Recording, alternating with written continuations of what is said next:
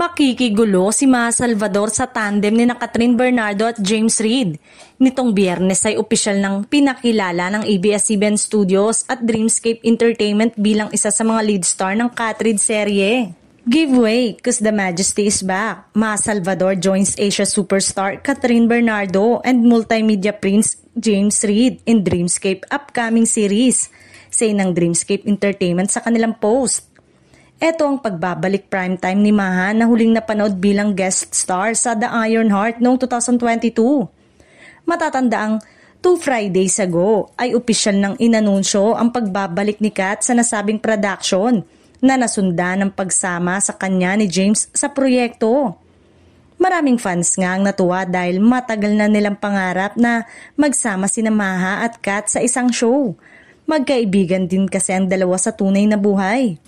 Matatanda ang sinuportahan ni Maha si Kat sa pelikula nito na A Very Good Girl. Dumalo naman si Kat sa gender reveal ng unang baby ni Maha at ng asawa nitong si Rambo Nunez last year. Netong ganap ng isang magazine ay natanong pa si Maha ng entertainment press kung anong reaction niya sa pagbabalik serye ni Catherine.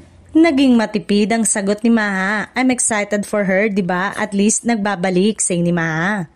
Dahil sa kanyang sagot ay tinanong siya kung tuluyan na siyang magbabalik sa Kapamilya Network. Sana soon, nakangiting sagot nito.